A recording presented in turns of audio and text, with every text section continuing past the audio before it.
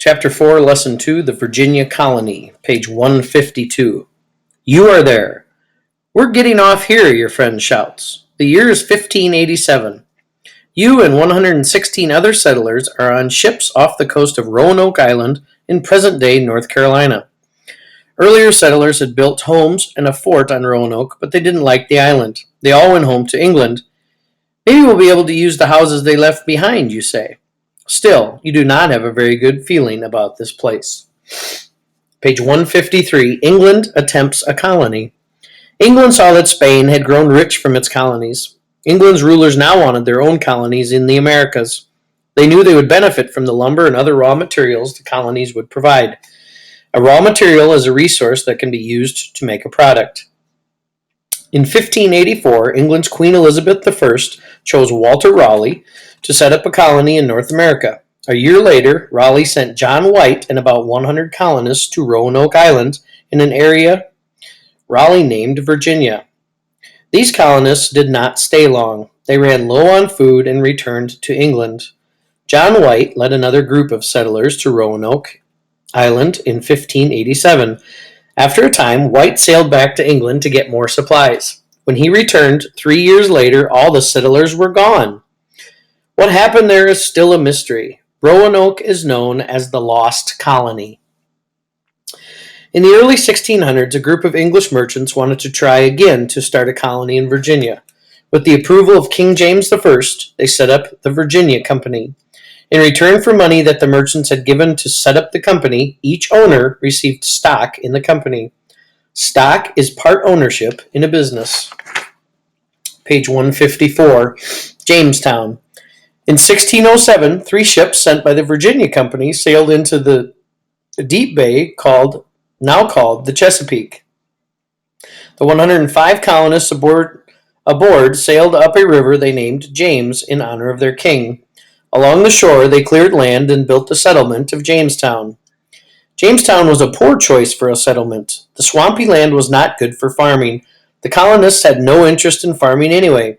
Most came to Virginia to find gold and get rich. No one bothered to plant or gather food. More than half the colonists died the first year. Jamestown might have failed without Captain John Smith. As the leader of Jamestown, Smith made an important rule. Anyone who did not work did not eat.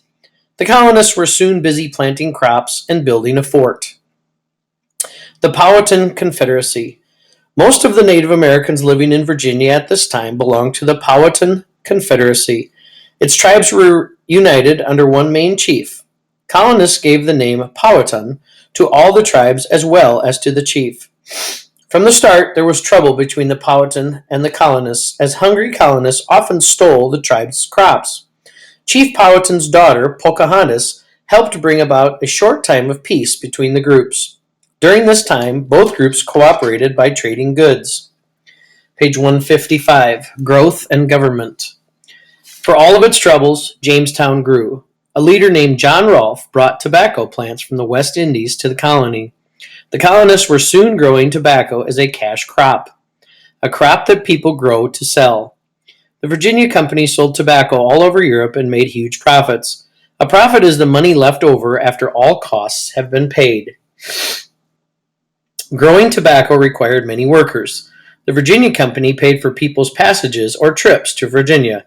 In return, the people agreed to work without pay for a length of time. These workers were called indentured servants. They usually worked from 4 to 7 years. After that time, they were freed. In 1619, the first Africans were brought to Jamestown. No one knows whether they were treated as indentured servants or as enslaved people. Over time, more Africans were brought to the colony. They came as enslaved workers. Unlike indentured servants, they were rarely freed. Their hard work helped Virginia prosper. By 1619, the Virginia colony had more than 1,000 people. Laws were needed to keep order. The Virginia Company said the colonists could have the same rights as people living in England. So colonists chose to set up a legislature or lawmaking branch of the government. Virginia's legislature, the House of Burgesses, met in 1619. Page 156. It was the first representative assembly in the English colonies. Now some colonists could elect members to represent or speak for them in the government. Only men who owned property could become members and vote in the House of Burgesses. Women, indentured servants, and enslaved people were not allowed to hold office or to vote. The Powhatan Wars. As more colonists came to Virginia, they took over more Powhatan land. In 1622, the Powhatan fought back. This started years of fighting.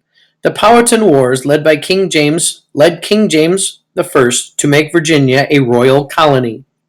In 1624, this meant that the king owned the colony. To help run the colony, the king picked a governor who shared power with the House of Burgesses.